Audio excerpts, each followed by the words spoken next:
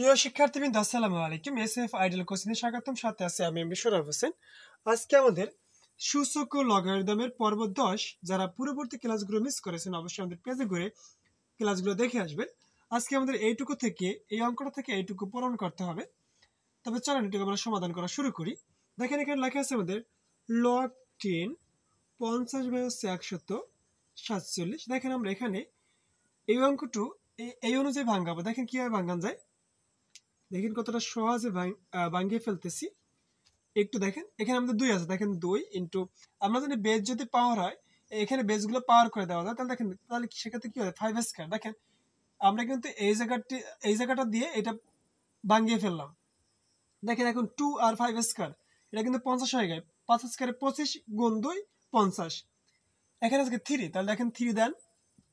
আর এই এখানে যদি স্কয়ার হয়ে যেত 7 স্কয়ার হয়ে যেত, দেখেন 7 স্কয়ার 7 স্কয়ার 49, তাই 3 49 হচ্ছে 147। দেখেন কতটা সহজে আমরা শেষ করতে পারতেছি।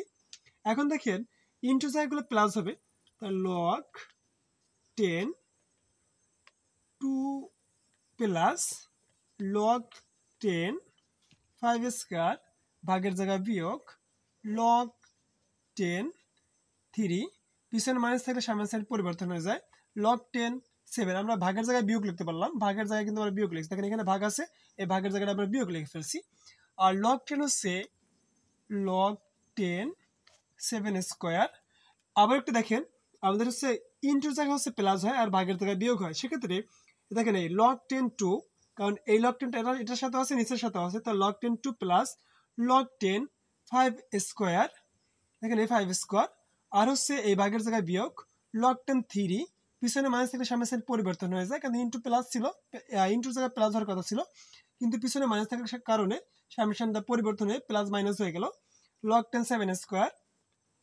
এখন দেখেন লগ 10 2 পাওয়ারটা বেস করে দেন, 2 লগ 10 5 বিয়োগ লগ 10 3 পাওয়ার বেস করা যায়, তার 2 লগ 10 7, যেটা হচ্ছে দেখেন আমাদের এই অংশটুকু পূরণ হয়ে গেল। আশা করি বুঝতে পারছেন।